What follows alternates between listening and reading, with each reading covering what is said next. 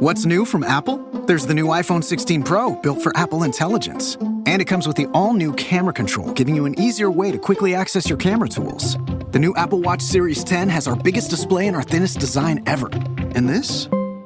It's the sound of active noise cancellation, now available on one of 2 new AirPods 4 models. So quiet. Check out all of the new products and new features at apple.com. You can even buy yourself something new. See apple.com for product availability updates. Apple Intelligence coming this fall. This is what you do when you've just found that statement handbag on eBay and you want to build an entire wardrobe around it. You start selling to keep buying. Yep, on eBay. Over that all-black everything phase? List it and buy all the color. Feeling more vintage than ever? It's out with the new and in with the pre-loved. Next thing you know, you've refreshed your wardrobe basically without spending a dime. Yeah, eBay, the place to buy and sell new, pre-loved, vintage, and rare fashion. Earning your degree online doesn't mean you have to go about it alone. At Capella University, we're here to support you when you're ready. From enrollment counselors who get to know you and your goals, to academic coaches who can help you form a plan to stay on track. We care about your success and are dedicated to helping you pursue your goals. Going back to school is a big step, but having support at every step of your academic journey can make a big difference. Imagine your future differently at capella.edu. This is not how sane people act.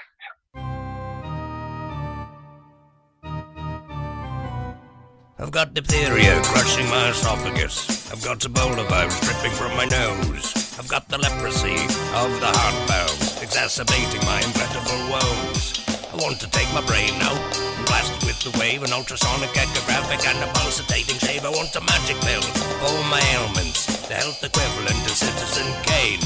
And if I don't get it now in a tablet, I think I'm doomed and I'll have to go insane. I want a requiem for my disease, so I'm paging Dr. Steve. Dr. Steve. It's Weird Medicine, the first and still only uncensored medical show in the history of broadcast radio. I'm Dr. Steve with my little pal, Dr. Scott, the traditional Chinese medicine provider. He gives me street cred, the whack alternative medicine asshats. Hello, Dr. Scott. Hey, Dr. Steve. And my partner in all things, Tacie. Hello, Tacie. What's up? What's up with you? What's up? This is a show for people who had never listened to a medical show on the radio. If you have a question, you're embarrassed to take your regular medical provider. If you can't find an answer anywhere else, give us a call, 347-766-4323. That's 347-POOHEAD. Visit our website at drsteve.com for podcasts, medical news, and stuff you can buy. I can't mention contractually. Most importantly, we are not your medical providers. Take everything you hear with a grain of salt. Don't act on anything you hear on this show without talking it over with your doctor, nurse practitioner, physician assistant, pharmacist, chiropractor, acupuncturist, yoga master, physical therapist, or whatever. All right, very good. Don't forget Dr. Scott's website. It's simplyherbals.net. That's simplyherbals.net. How's things going over there? Busy. Yeah. Busy good. Busy good. Thank you. It's that time of year, as you can tell from my my nose full of Bradley pear pollen. Physician, heal thyself. Exactly. So Dr. Scott has the delightful CBD nasal spray, nasal rinse on his website at simplyherbals.net. So I use it every day. I've been seeing a bunch of other sort of THC adjacent products on the market. There's some people are marketing this stuff. What is it, Taste, where they say, forego the alcohol. Put drinks in water. Right. So we ordered it. Yep. Yeah. We'll report back on it. They try to, I think, they sort of try to get you to think that it's THC, but that's not legal to ship just all over the country. No, it is not, no. And if you really look at it, it says it's hemp-derived, so it will be CBD, which is legal. But I don't know if people are going to find that THC or CBD gives them that alcohol replacement that they're looking for, but we'll see. That'd be a tough. There is something interesting. Kind of switch. There is something about alcohol. I don't know what it is. The folks out there that have a problem with alcohol certainly understand it, and I understand. When you take, there's the ritual of copping it, and then either pulling the tab or taking the cork or sniffing the the whiskey, the bourbon, when you smell that aroma, right? And then you swirl it around in your glass. But the thing is that when it hits your tongue, there is a bunch of receptors fire at that point that are different than, say, what are going to fire for CBD or even THC. Completely. And I bought, so I can't get quinine tablets for my leg cramps anymore. That's what we used to prescribe for leg cramps. Oh, the FDA said you can't sell them anymore because apparently it caused cataracts in rats or something at these mega doses, which are not what we take, but you know how it is. So so you can't buy quinine anymore. And that's what I used to give the little old ladies in my practice that complained of leg cramps at night. And now I'm that little old lady. I'm a little old lady with effing leg cramps. Exactly. And it sucks. It's awful. And one night I woke up and I had a leg cramp that went from my ankle to my grinds to my inguinal region. That's a hell of a cramp. It went all the way up into my thigh. Usually I was used to having them in below the knee. But your calf or hamstring or something. Yeah, this one went above the knee, and I couldn't. We'll talk a little bit about nocturnal leg cramps, but one of the things that you do is counter tension. Yes. So if it's yanking, if it's causing your foot to point away from you, you want to stay. Plantar flex. Correct. Yes. Ooh, very good, Dr. Scott. Self a bell. Yes. One taste. Count it, sister. You would want to dorsiflex, or in other words, one of the great exercises you can do when you have a cramp in that calf muscle is to stand on a stair and then let put your toes on the stair and let your heels be off the stair, and then drop your heel. And that will stretch the shit out of that. The other thing you can do is just stand in front of a wall and lean forward. Yep. And it will stretch it. Well, when all of the muscles in your leg are cramping, you can't find a position where you're comfortable. And I'll tell you, if it had persisted much longer, I would have done just about anything to make it stop. I have a really high pain tolerance, but that about did me in. I've got your solution. Okay. Yeah, go ahead. Your swimming pool, cold water. All you got to do is go sit so, there for 2 seconds. Just 2 seconds would have probably converted it. Yeah, probably so. Well, there's a canvas cover over my swimming pool. Well, I'd be ripping that sucker off if my leg was cramping like that. That was unbelievable. One thing you can always do is just get up and walk around, and usually that walking it off helps. Seem to take care of it. Yeah. But I was really desperate that night. I couldn't even sit down, and so I'm walking around my living room and I'm Googling stuff. And I found some stuff. It's a magnesium supplement with something else in it. And so I bought that. But then I remembered quinine. So tonic water has quinine in it. And so I started drinking quinine. And I'm coming back to what we were talking about, which was alcohol. And, I just choose not to drink a lot of alcohol right now. So I bought some of this stuff that is gin that has no alcohol in it. It's just basically juniper berry extract and some other stuff. But it smells just like gin. And it tastes just like gin. I figured I'll put it in the tonic, and because I always like gin and tonics to see what it was like. Couldn't stand it. Is it awful? It is weird that the alcohol has, even if you just put a tiny little bit in, what it does to your psyche in the short term. I'm not saying it's necessarily good, but it does have an effect that is not matched by things that purport to, be alcohol-like but aren't alcohol-like. Now, I've never tried alcohol-free beer, but I just can't imagine that that's worth anything. Well, back when we had that lovely store, we had some alcohol-free beer that was yes, that was one of my great ideas. That's because you're an idiot. But anyway. Dr. Scott and I used to own a beer store together. It was fun. It was just really it was really expensive. Anyway, but we had some alcohol-free beer and some wheat-free beer, and they were both. It was just and I think probably if that's what you start drinking, you would like it a lot more than if that's something you try to convert to later. Well, right. Well, why would anybody start drinking alcohol-free beer, though? Just drink soda or something. Right. Well, maybe they just want to fit in, and maybe their parents were alcoholics and they didn't want to be an alcoholic or something. But they still wanted to drink beer. Right. And be cool. It is sort of like vegan hot dogs. It's disgusting. It's like, just don't even do it. I tried that Don't call it a vegan hot dog. I went vegan for a day, and I went and bought vegan Italian sausage and a tofurkey. I think, we talked about And this. the next evening, he was passing them off to his old buddy, Dr. Scott. Yeah. Well, because, that's true. Did you ever eat any of them? Yeah, some of them was pretty good. Yeah, it wasn't the worst thing. No, I it ever wasn't. had. I mean, if I had to live on it, I could. It's got a weird taste. I'm just going to make, by the way, and this has nothing to do with it. And now it's, garden time with Dr. Steve. But I'm rotating my crops this year, so I'm growing nothing but legumes.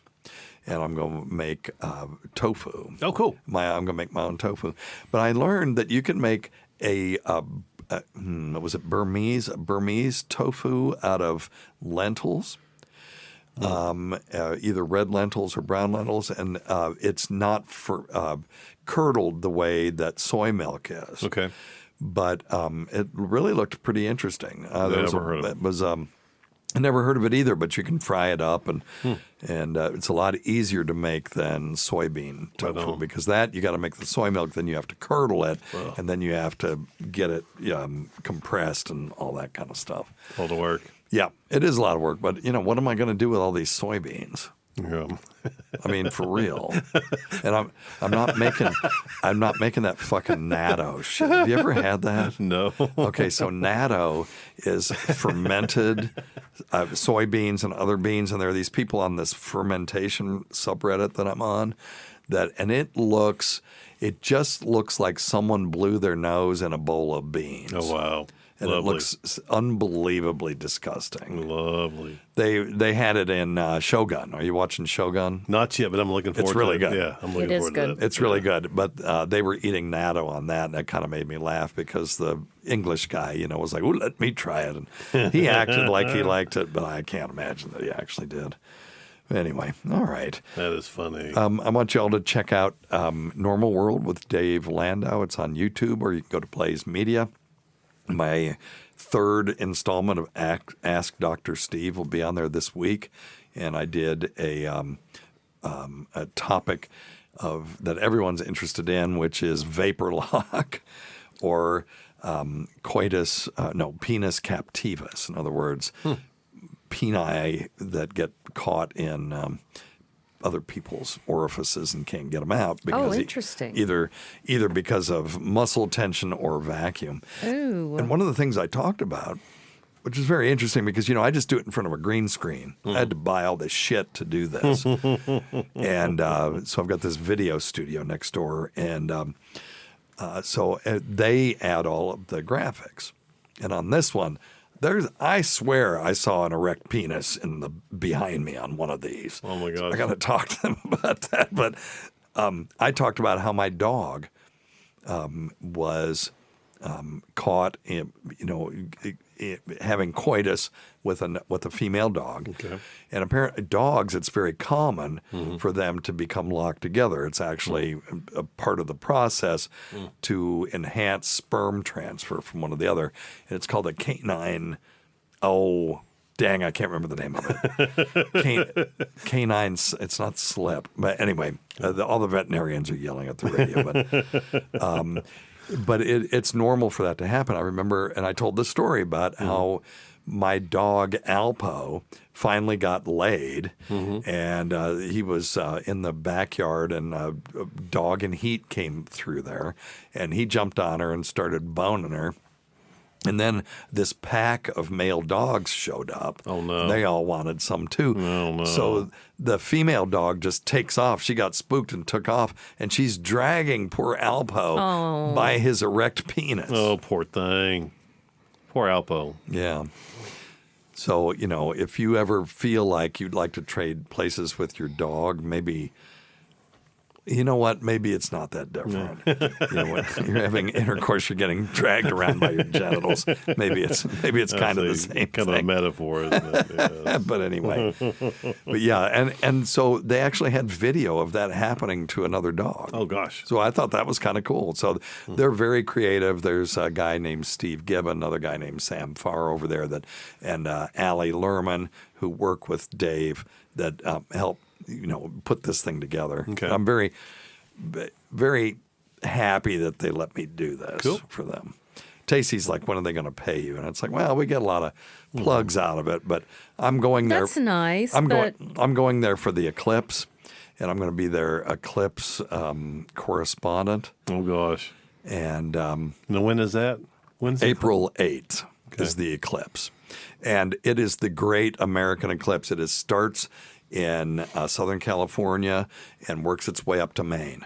It bisects the country. So everyone will see a piece of it. If you're like in northern Montana, you may only get a 10%.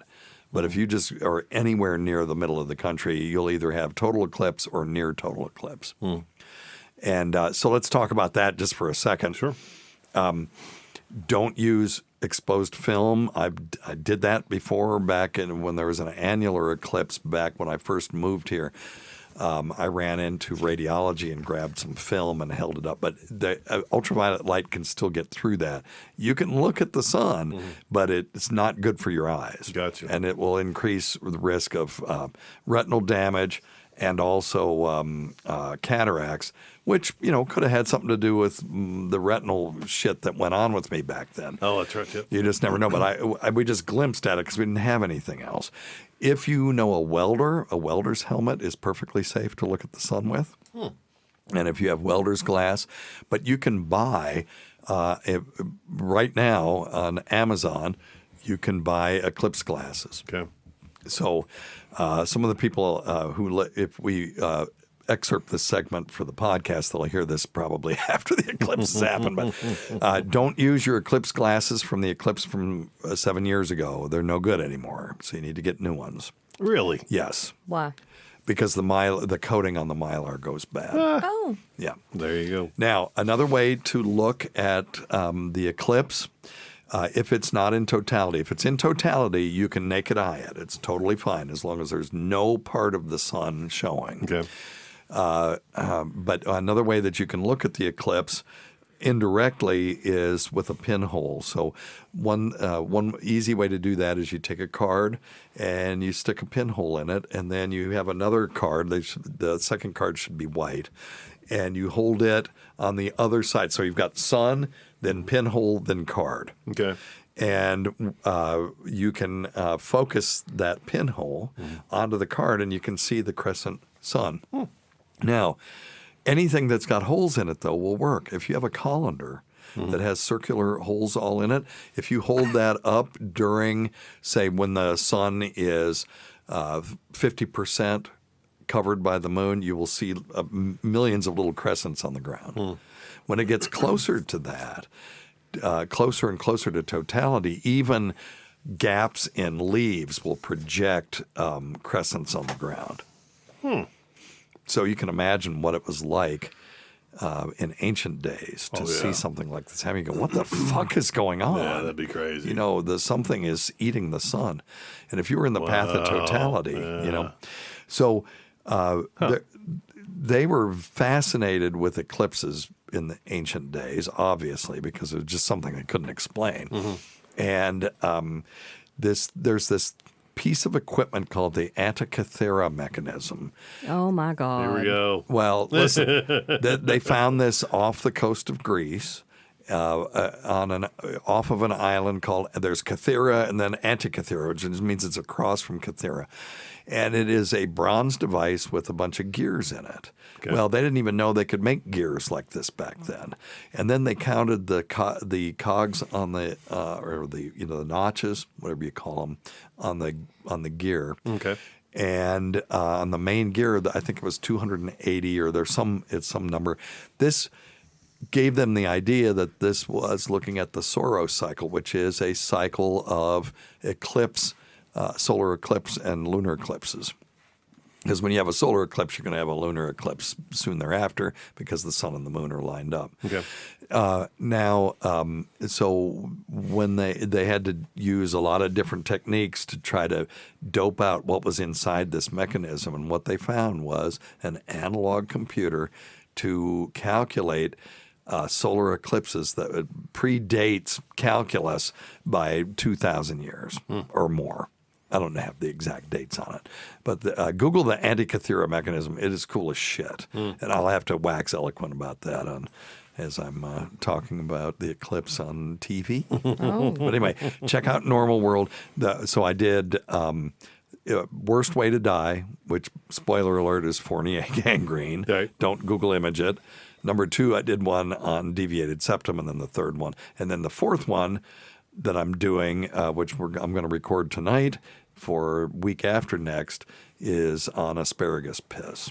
Okay. Why asparagus makes people's urine smell, the history of it. I talk about Babe Ruth at a black tie event when he was so uncouth. Oh, gosh, The yeah. hostess offers him some asparagus, and he was trying to be all, highfalutin. He said, "No, thank you, ma'am, for asparagus makes my urine smell." It's like, okay, dude. He said urine instead of piss. Oh, my God. He is the babe. Yeah.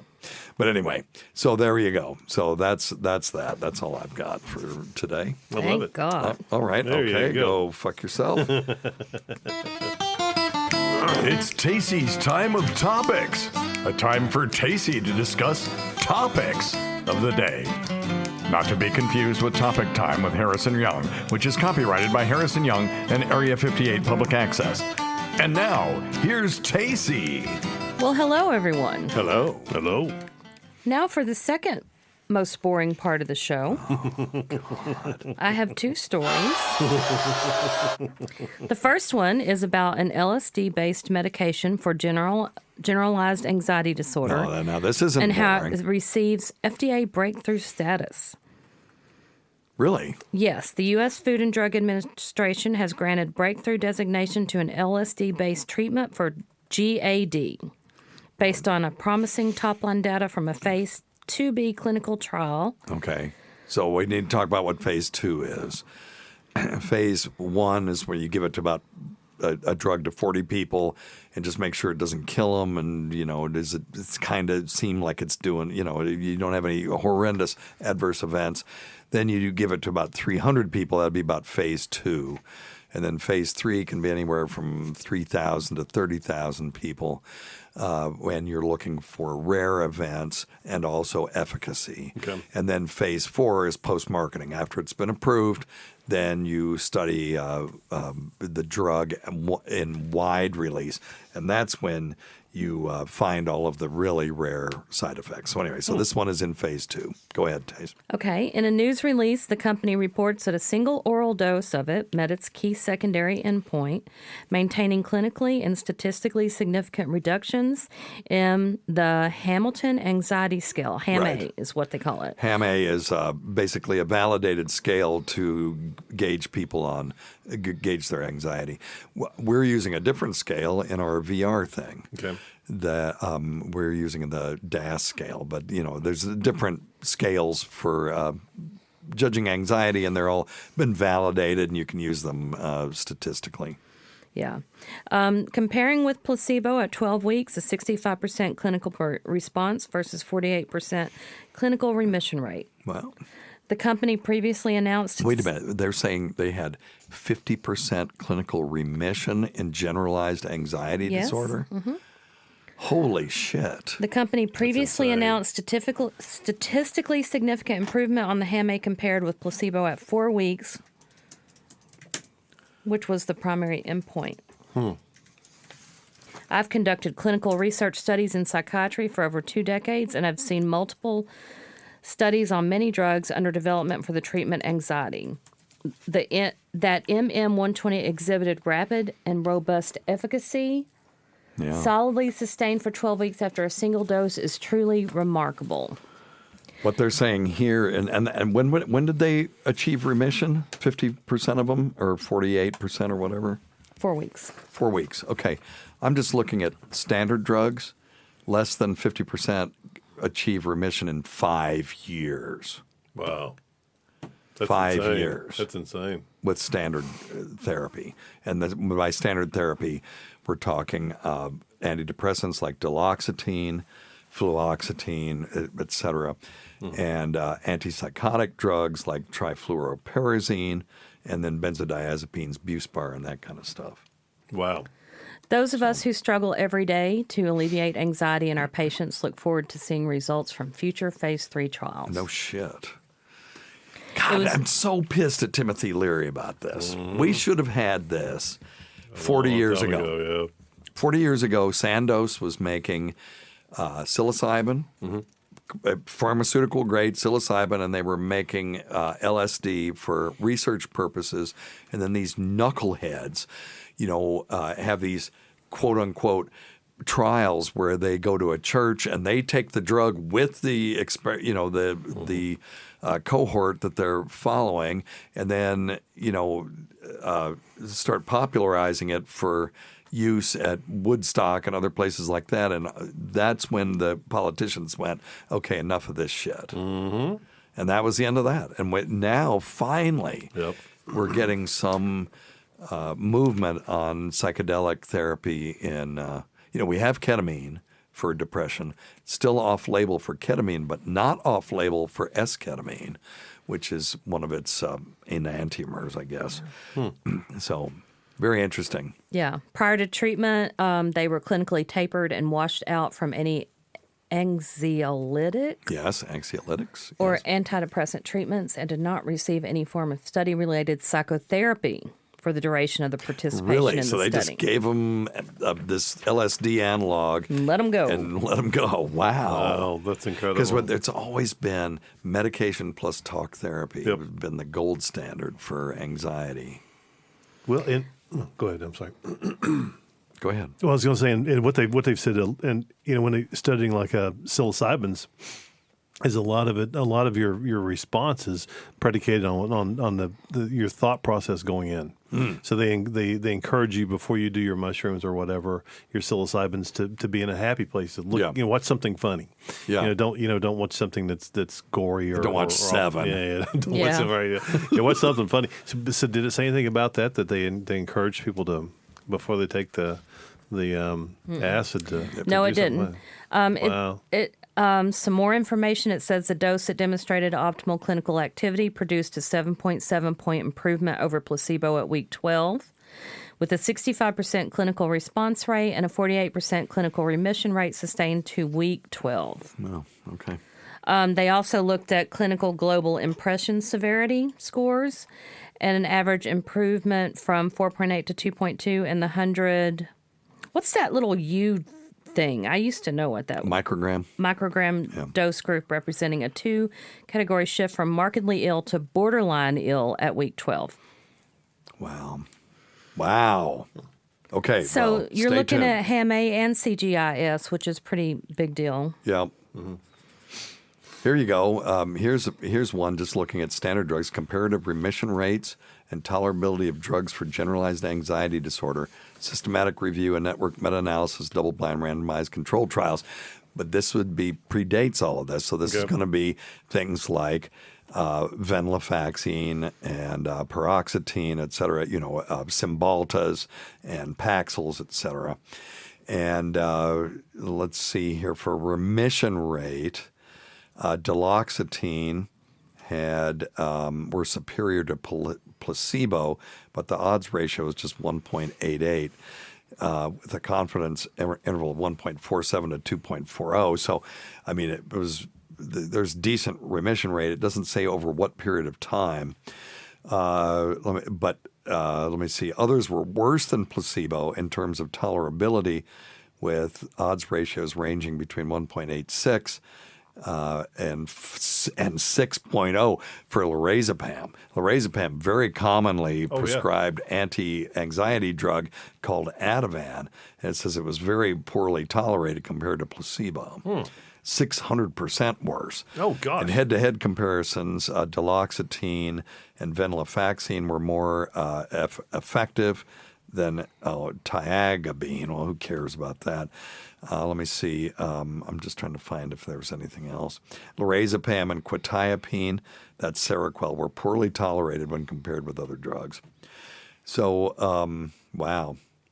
Phase 3 testing starts second half of 2024. Okay. So this could I'm be looking I'm looking at the conclusion of this. Only agomelatine. Have you ever heard of that one? Agomelatine? I don't even know. Is that on the market? Manifested better remission with relatively good tolerability. These results were limited by small sample size.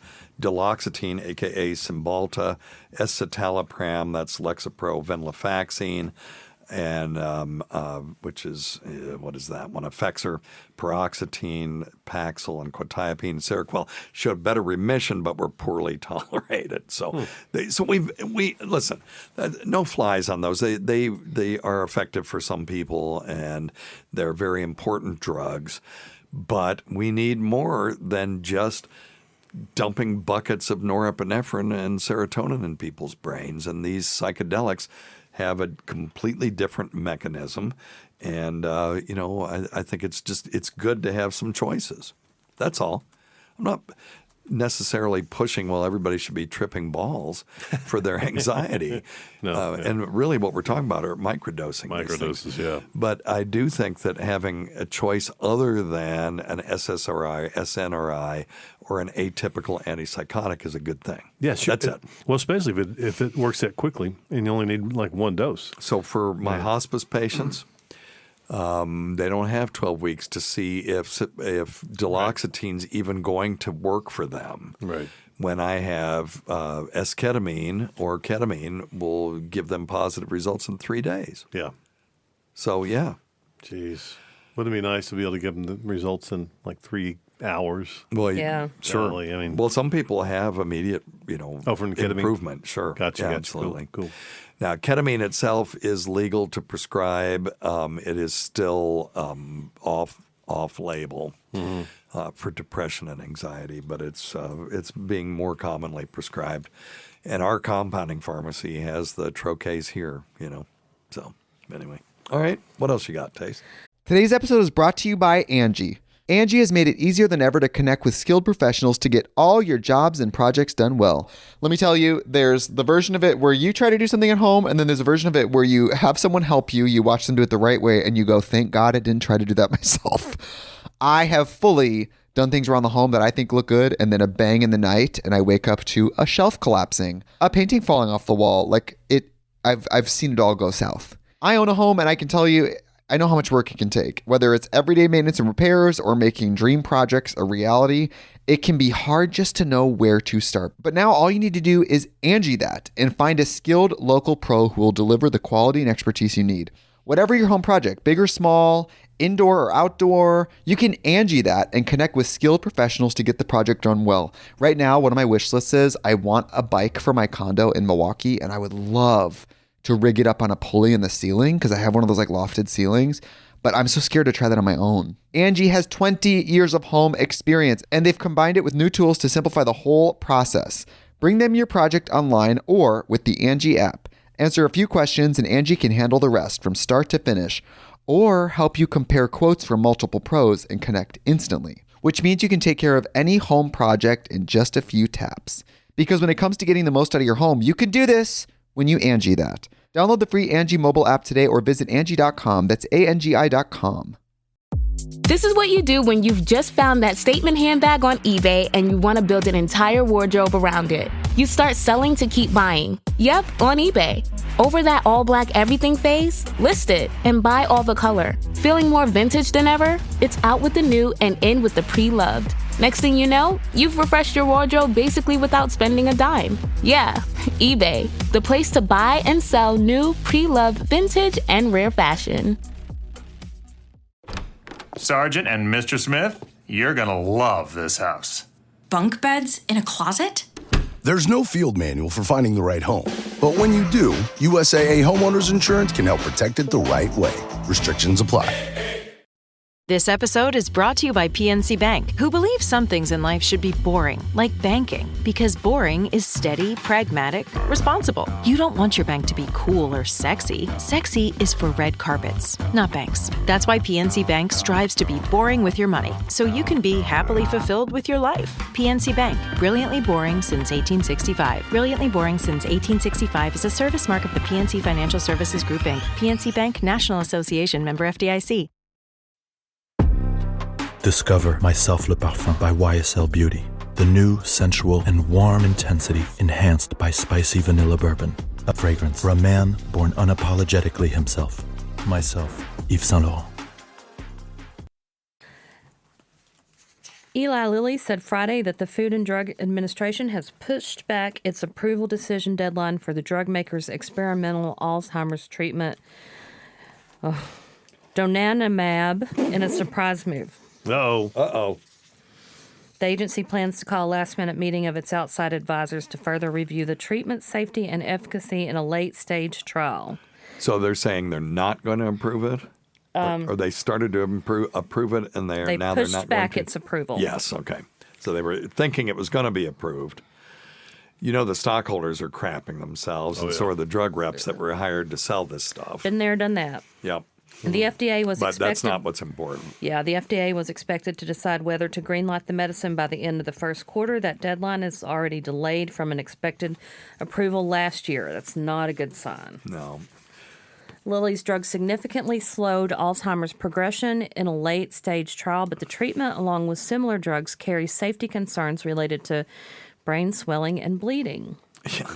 The agency's decision to call for an advisory meeting reflects the high stakes of developing treatments for Alzheimer's. The condition affects more than 6 million Americans and currently has no cure, leaving patients who have it with few effective care options. Right, and the medications really are disappointing. There's 7 stages of Alzheimer's. With the first stage, you're just sort of eccentric, and then the 7th stage, you're curled up in a ball, just making noises, and then everything in between.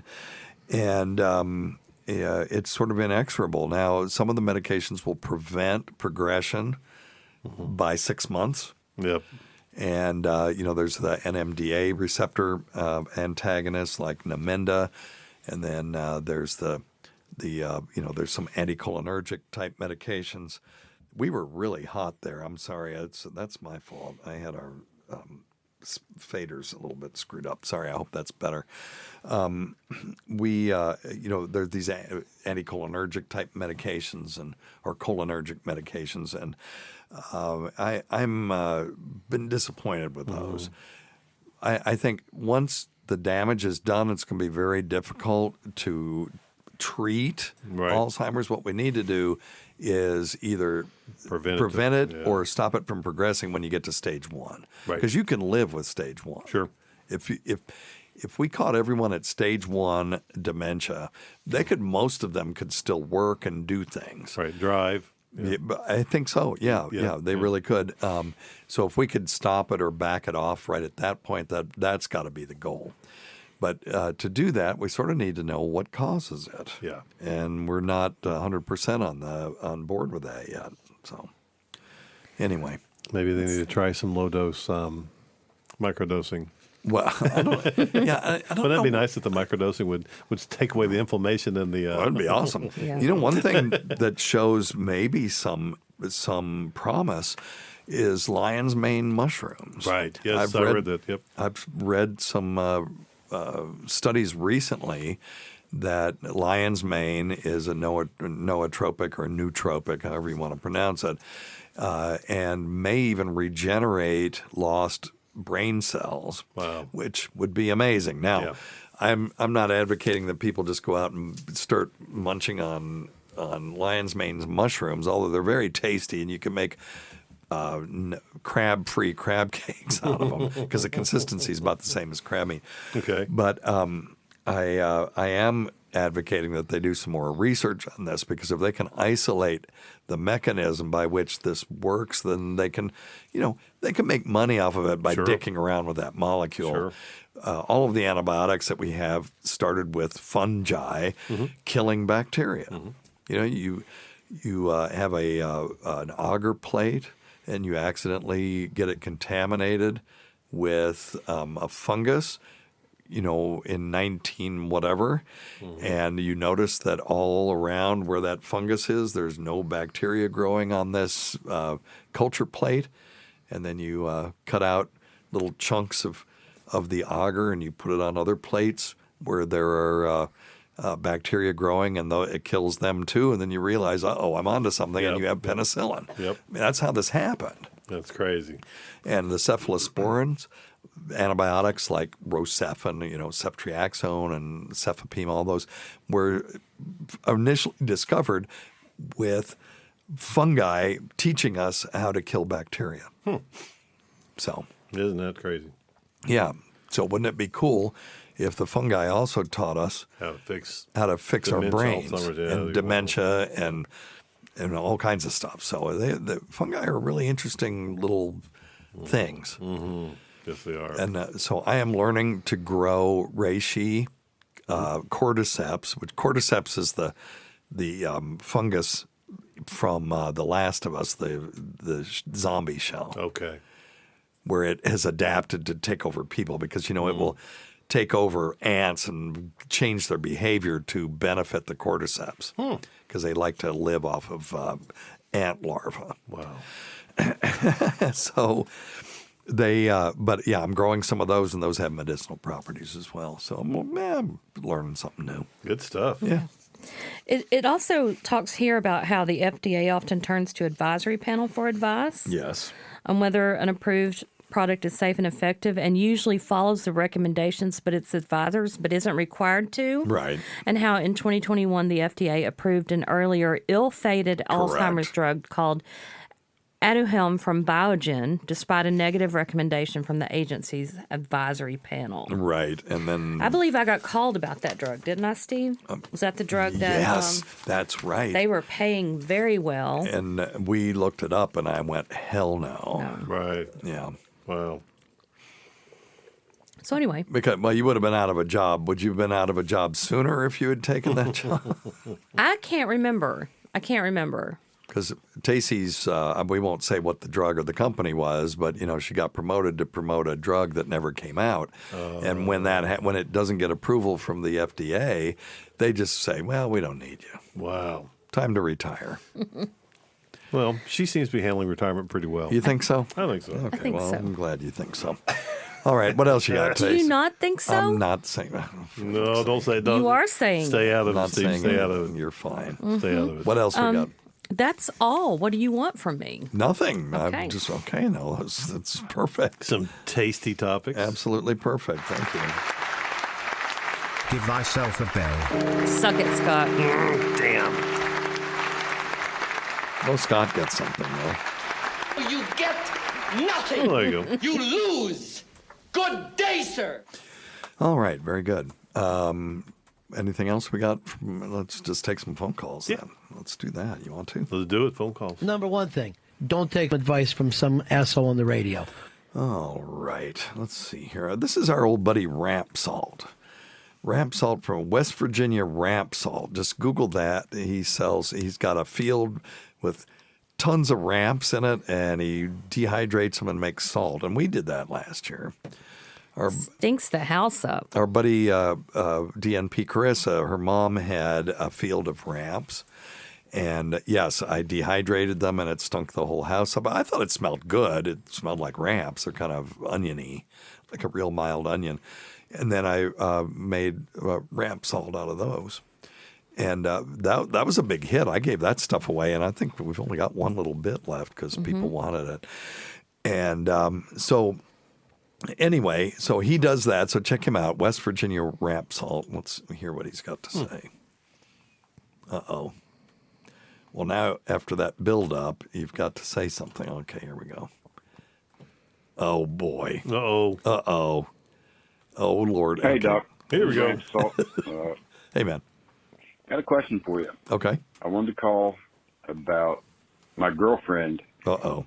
She had 2 testicular vaginal fistula repairs, damaged bladder trigon, left ureter reimplantation, reflux kidney, now has bladder stone, of 7.7. I'm going to let this play out, and then we're going to back it up, and we'll talk about each one of these things because he's speaking, a foreign language to a lot of people. And 2 kidney stones in each kidney. Okay.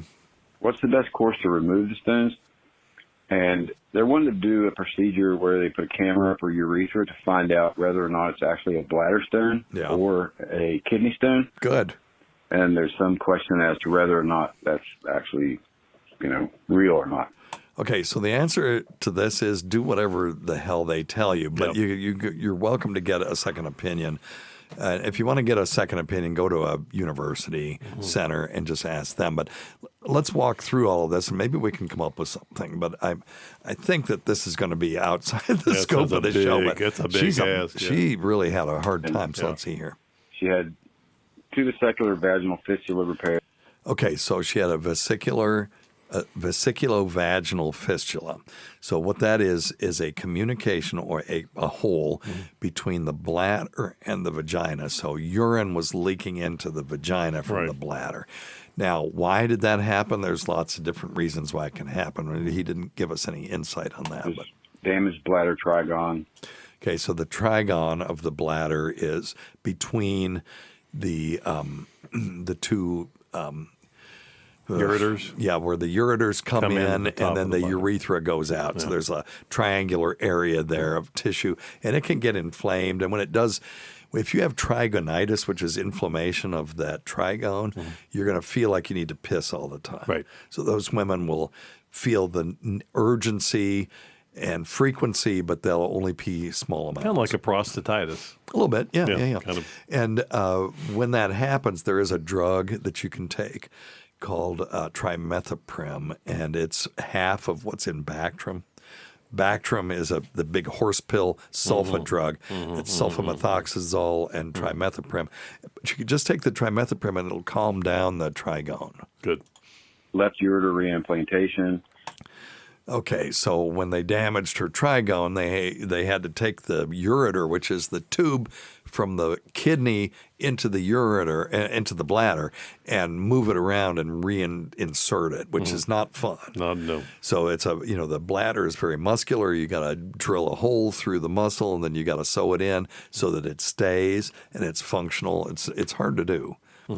Reflux kidney. Okay, and then you get reflux in the kidney from a ureter that doesn't have a good valve in it. And so now when the bladder gets full, instead of the bladder just expanding, now the urine is going up the ureter the wrong way up into the kidney. Backing up, Can cause problems. Okay. Yep. Now has bladder stone. Yeah, okay. So then she has stone. So the rest of this is pretty... 7.7. Okay, 7.7 centimeter bladder stone. So a boulder. Yeah, it's big. So if you have a normal-sized finger, your first finger from the knuckle to the tip is around 10 centimeters. So from the tip to the middle, joint is about 5 centimeters. So this thing would go from the tip of your finger to past the first joint, past the second joint, halfway to the third joint, halfway to your hand. Yes. That's how big that is. Huge. That's massive. big. Yeah. 2 kidney stones in each kidney. Goodness sake. Okay, now kidney stones in the kidney aren't necessarily a problem. If they're just stuck there and they're not blocking anything, you can live with those. Yeah, and not causing pain. Yep. Right. What's the best course to remove the stones? Well, and now we get back to whatever the hell they tell you. Yeah. Because this is too complicated to second guess the specialist, but make sure that they've done it before. How many times have you done something like this? Have you gone up and done a, ureteroscope, which is sticking a scope up in a ureter that was implanted surgically? Because if you dislodge that thing, you've got worse problems. Yep. You got a dangling ureter in your abdominal cavity. And all the urine from your kidney is floating into your... just floating into your body cavity. That's not good. So anyway, just ask them and feel free to get a second opinion. I hope she's okay. Yeah, it's going to be tough. Yeah. Give her some ramp salt. It'd probably make her feel better. Yeah. She's probably sick of fucking ramp salt. Probably, yeah. She's probably had it with his ramp salt. But, now that DNP Carissa has moved away, we won't have access to the ramp field anymore. So guess who's going to the Ramp Festival this year? Some nerd. I've already signed up for it. I'm all about it. I'm going to go buy a shitload of ramps, and I'm going to dehydrate them again. This year, though, I'll do it in the garage, Tace. Okay. Your garage, not my garage. All right. Hi, Dr. Steve. This is Phil from Tampa. I'm calling because I had a question about hydration. Okay. And how hydration works. Okay, good. I've been exercising a lot more and been trying to stay hydrated while doing so. But I never really understood why drinking water keeps you hydrated. I understand drinking salt water can make you dehydrated, but I'm curious how normal hydration works. If I had to take a guess, and this is a completely uneducated guess, it might have something to do with the oxygen molecules in water that you can use in your bloodstream, but that's probably wrong. But yeah, just something I've been thinking about recently, and wanted to ask about the science behind it. Thank you so much. Cool. Hope you all have a great day. Well, it's a good, just sort of basic science question. We have a semi-pro athlete here. You want to talk a little bit about hydration? I can tell you this: it isn't free oxygen molecules. Water exists in a state of hydroxyl ions and hydrogen ions, and when you have 50-50 of each, you have water. So you have H2O, but they're not completely bound together. The hydrogen can separate, and you have these two things just sort of laying there together. When it's 50-50, the pH is 7, you have neutral water. So, but in our hydration solutions, we have other things in there like sodium and potassium and other stuff. You talk a little bit about hydration after, say, exertion, Dr. Scott. After exertion. Well, the big thing with hydration is it does help with your blood flow and keeping all your blood vessels dilated. Right. He wants to know the mechanism, though, too. Think about, so you ingest it. How is it? How does it benefit you? You're going to have to take that one. Okay, I'll take that part. Please, you talk about your part, and I'll talk about that part. No, and I think for the most part, the important thing about being hydrated, there are positive charges in water, and it helps to push things through your system. But the main thing, and I've got a question about this too, is why are these high pH waters sold? How are they bullshit? You mean? Well, yeah. Why do they tell us they're so much better for you? I don't know. Yeah. Yes. I'm sorry. I'm kind of. No. It's okay. It's okay. So what happens is, you exercise and you sweat and you breathe, and so you're breathing out carbon dioxide, some oxygen from the air, nitrogen and stuff, but also water vapor. Okay, gotcha. And then you're sweating. You're sweating, of course. And then your muscles are using energy. And so when you break down fat, particularly, or carbohydrates, one of the byproducts is water, and then you excrete that in your kidneys or through the pores in your body. Right.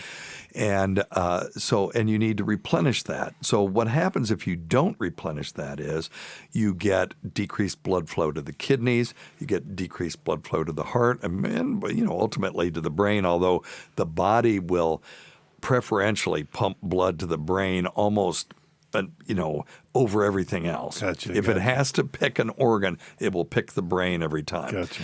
So And I found out, and Tacie always yells at me, you don't drink enough water, you don't drink enough water. And when I started hydrating, when I had my kidney failure, it was very mild, but it was class 3 kidney failure, which, I'm normally very healthy, but I would go all day and never drink anything. The thing I like about it is I'd go all day and not have to stop to piss. Right. I'd go back. That was really, a lot of it. Sure. And because I am busy AF and I work my ass off and I don't want to have to stop to piss. So I just sort of stopped drinking during the day. Okay. And when I started hydrating, I got this big Stanley cup. It's 40 ounces, and I drink 2 of them a day. I have to drink 2. Okay. And my creatinine came back down. My kidney function went back to normal. So the mechanism of it is you drink water, and it is absorbed in the stomach pretty much preferentially, very readily. And it enters into your bloodstream where it's just pumped around. It increases your blood volume. Right. Okay. Now, The reason that we like having solutes in it, electrolytes, is because we're losing electrolytes. If you're vomiting, you're not just vomiting up water, you're vomiting up sodium and potassium, and you can get depleted in those things. And that's not good. And your body is going to try to adjust through homeostasis by pulling potassium out of the cells and tossing hydrogen ions into the cells and try to exchange them out. Gotcha. And then you piss some of that out, and then when things go back to normal, all of a sudden you're potassium depleted. So you want to take some potassium, some salt. We're not a fan of sodium tablets, except under very specialized circumstances.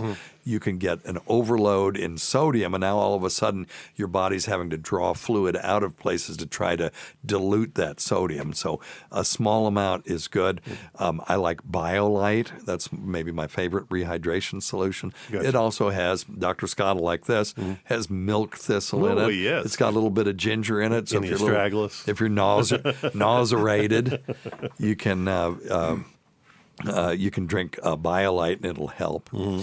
But then, just Gatorade or any of the regular Pedialyte or rehydration solutions are okay. And you can make your own as well. But that's basically what it's for. It's not the naked oxygen. That sounds like it would make sense. The way naked oxygen gets into your system is by breathing it in. And then those are absorbed. The oxygen molecules are absorbed in the lungs, taken up by hemoglobin molecules in your bloodstream, and then distributed to the rest of the body. So it's an amazing system. So water's a much more important as far as moving nutrients other than oxygen, I guess, would be. Well, that's why when you have infected bone, it's really hard. It's called osteomyelitis. It's really hard to treat it because there's no blood supply there. Right. There's not as much water to bring white blood cells in to fight the infection, et cetera, or to bring the antibiotics in. So you have to take, antibiotics for 6 months or whatever. Anyway, before we get out of here, you got anything from the Fluid family? By the way, if you want to join the Fluid family, you can do so by following me on Twitter @WeirdMedicine or going to youtube.com/@WeirdMedicine and click the notification button and then watch for notifications. The Fluid family is an insular group of folk. We don't get, that many people watching, and that's okay. That's, this is a radio show. It's cool people. It's not a video show, but we do enjoy hanging out with our friends from the Fluid family. But anyway, so Saxon Savage had a question. Got a great question. Dr. Steve, if someone takes several different meds a day, is it best to spread them out over the day, or is it okay to take them all at once? Does taking multiple meds at once affect the absorption of the medications? Depends on the medication. Sure. Excellent question. 100%. I tried to get my medicines down to where I take them all once a day. I don't want to screw around with taking something 3 and 4 times a day. Right on. If you get an antibiotic and it's got a very short half-life, then you have to do it 4 times a day. That's fine. But I take all of my medicines at night before I go to bed. I have one of those organizers. And really, I don't take any medicine anymore. It's all supplements. Supplements, right. I guess the one medicine I take is dexlansoprazole for my stomach. But that, I would die without it. I just can't get away from it. Yeah, but it's really important to know those medications and when to take them appropriately. Correct. Because, if you take a whole bunch of stuff in addition to your thyroid medication. That's a good point. Now, Tacie, you want to talk about that? PMS, yeah. I have to take my Synthroid every morning and wait 20 minutes before coffee or anything else. Right. So it should say that on the bottle if it cannot be taken. I believe it does. Yep. Right. So if you have a medication and it cannot be taken with other meds, or if it cannot be taken, it needs to be taken with food or without food, it should say that on there. And the pharmacist should be giving you a fact sheet as well. Everybody just throws those things away. They're good to at least read the administration instructions on those. Yeah, and a lot of the pharmacists are pretty good about informing you of those things, especially if there are some really specific medications that they don't want you mixing. Most of the pharmacists are pretty good about that. And especially if you need to take something with food because it makes you nauseated, nauseous, Nauseated. or I get nauseated from time to time when I eat a mud bug. for example, from the if you creek. take like a dexlansoprazole, it's best to take it 30 to 45 minutes before you eat, so you can get those pumps fired up. Yeah, any kind of PPI like that. Maybe I should stop taking it at bedtime then. Even dexlansoprazole, because it's even though it's got the delayed release system. Yeah. I mean, So talk about that for a second. So what you're saying is with the proton pump inhibitor. you want to get those pumps fired up. So you take the medicine, then you start smelling food, and that fires up those proton pumps. And then the PPI kills them. And then they regenerate. And then you take it again. Still blown away by the fact that a proton pump in the stomach moves a quantum object. A proton is a collection of 3 quarks. That's it. A naked proton. And yet dinosaurs, 65 million years ago, or our ancient ancestors, the shrews, had pumps in their stomach to aid in digestion by pumping naked protons into the stomach to decrease the pH. And they literally have a meat pump. It's not meat, it's a molecule. It's a protein. But, proteins, meat. But there's a protein mechanism that can take a naked proton, a quantum object, and take it from one side of a membrane to the other. That's cool. It's amazing. It is cool. It blows my mind. Yeah, it's insane. All right, Lovett had a question. She did? I didn't see it. Her question was, what the hell is ramp salt? Oh, I'm sorry, Steve. Yeah. And I guess I didn't explain that very apologize. well. So the way I make it, we'll have to get ramp salt on here someday. Maybe we get some free product from him. But basically, the way I made it was I took the ramps, which they are an onion-like plant, but you take the leaves. And the leaves are very fragrant and have a mild sort of oniony flavor / taste. But it's different than onions or chives or green onions, closer to chives than anything, but still not chivey. And I dehydrated them in a dehydrator, and then I put them in a spice mill, and powdered them. And then I added it to kosher salt at a ratio of 7 parts by weight of kosher salt to 1 part of ramp powder. And that makes a pretty perfect. I tried a lot of different ratios, and that was the one that worked the best for what we're using it for, which is basically just as a seasoning. All right? Love it. All right. Any other questions from the Fluid family? Last one, Okay. then we'll get out of here. So 70 Sue wants to know, what happens to you if you drink 4 tall boys a day every single day? Well, it depends. Sure. Okay, again, it depends, and it seems to be genetic. I have seen people who drank starting when they were 21, and they were dead by the time they were 35. Right. From cirrhosis, drinking, 4 tall boys, about 8 beers a day, so it's a 6-pack and a half a 6-pack, right? Yeah, maybe like that. maybe 8 beers. Yeah, that's yeah, not quite that. Yeah, 6-pack of beers. Yeah, so that's 4 8 tall boys. shots of Yeah. liquor. Yeah, I know it. Yeah, of course, if you're in, that's 8 ounces of liquor. Right. So that would be, let's say pints a pound the world around, so it'd be half a pint a day.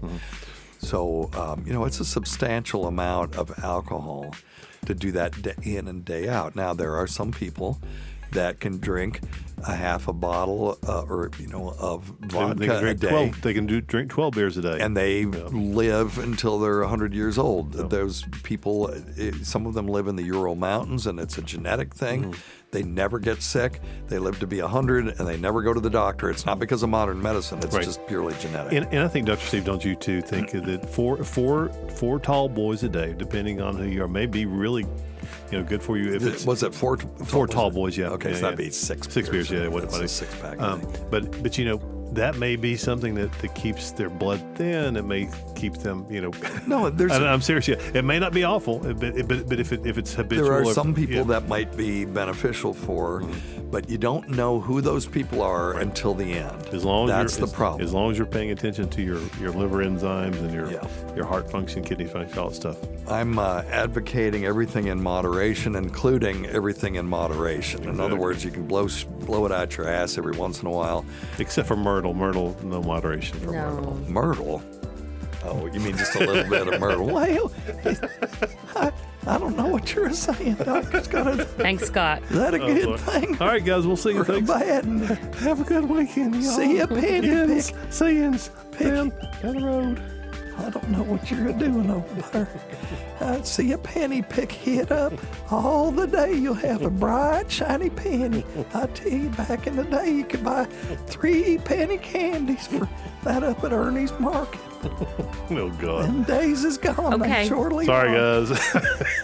Them days is gone, I'll tell you that.